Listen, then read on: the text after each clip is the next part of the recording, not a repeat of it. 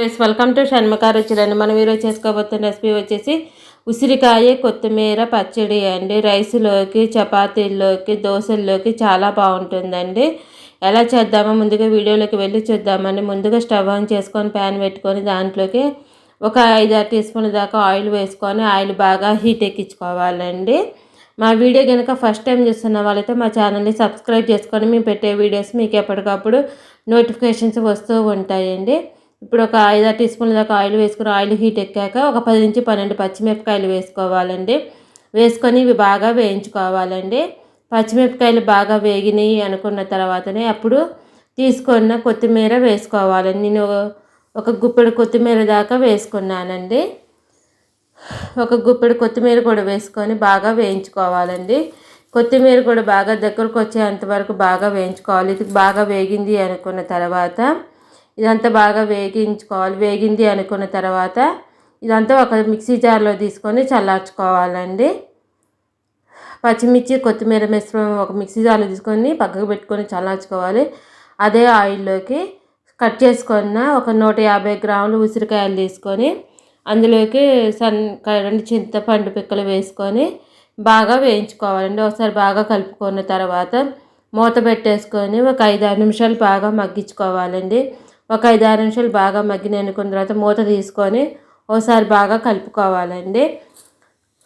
ఒకసారి అంతా బాగా కలుపుకున్న తర్వాత స్టవ్ ఆఫ్ వేసుకొని చల్లార్చుకోవాలండి. చల్లారిన తర్వాత మిక్సీ జార్లో తీసుకున్న పచ్చిమిర్చి కొత్తిమీర మిశ్రమంలోకి ఉసిరికాయ మిశ్రమం తీసుకోవాలండి. ఉసిరికాయ చింతపండు మిశ్రమం కూడా వేసుకున్న తర్వాత అందులోకి తగినంత ఉప్పు వేసుకోవాలి. తగినంత ఉప్పు వేసుకున్న తర్వాత 10-12 వెల్లుల్లిపాయ రెబ్బలు వేసుకోవాలి. వేసుకున్న తర్వాత మెత్తగా గ్రైండ్ చేసుకొని పక్కకు పెట్టేసుకోవాలండి. ఇది పక్కకు పెట్టేసుకున్న తర్వాత మళ్ళీ స్టవ్ ఆన్ చేసుకొని ప్యాన్ పెట్టుకోవాలి. మళ్ళీ స్టవ్ ఆన్ పెట్టుకొని ప్యాన్ హీట్ ఎక్కాక అందులోకి మళ్ళీ 2-3 టీ స్పూన్ల దాకా ఆయిల్ వేసుకోవాలండి. మళ్ళీ ఒక 5-6 టీ స్పూన్ల దాకా ఆయిల్ వేసుకొని ఆయిల్ బాగా హీట్ ఎక్కించుకోవాలి. ఆయిల్ బాగా హీట్ ఎక్కాక అందులోకి పోపు వేసుకోవాలి. ఒక 1/2 టీ స్పూన్ మినపప్పు, ఒక 1/2 టీ స్పూన్ ఆవాలు, ఒక 1/2 టీ స్పూన్ జీలకర్ర, ఒక 5-6 ఎండుమిరపకాయలు కూడా వేసుకున్న తర్వాత అవి కొంచెం వేయించుకోవాలి. అవి కొంచెం వేగిన తర్వాత ఒక 2 రెమ్మల కరివేపాకు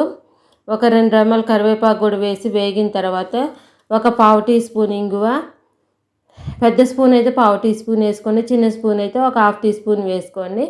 అది కొంచెం వేగిన తర్వాత అందులోకి ముందుగా మిక్సీ పట్టుకున్న పచ్చడి వేసుకోవాలండి. కొత్తిమీర ఉసిరికాయ పచ్చడి వేసుకున్న తర్వాత ఒక 1/4 టీ స్పూన్ పసుపు, చిన్న స్పూన్ తోటి మెంతిపిండి వేసుకోవాలండి. మీరు మెంతిపిండి రెడీగా లేని వాళ్ళు ముందే పచ్చిమిరపకాయలతో పాటు కొన్ని మెంతులు కూడా వేయించి మిక్సీ పట్టేసుకోండి. ఇదంతా కలిసేటట్టు బాగా కలుపుకోవాలి. బాగా కలుపుకున్న తర్వాత ఇదంతా ఒక బౌల్లోకి సర్వ్ చేసుకోవాలండి. పసుపు తాలింపు అంతా పట్టేటట్టు కలుపుకున్న తర్వాత ఒక బౌల్లో తీసుకొని సర్వ్ చేసుకొని పైనుంచి ఎండుమిరపకాయలతో గార్నిష్ చేసుకొని సర్వ్ చేసుకోవటమేనండి. మా వీడియో మీకు నచ్చినట్టయితే లైక్ చేయండి, షేర్ చేయండి, సబ్స్క్రైబ్ చేసుకోండి.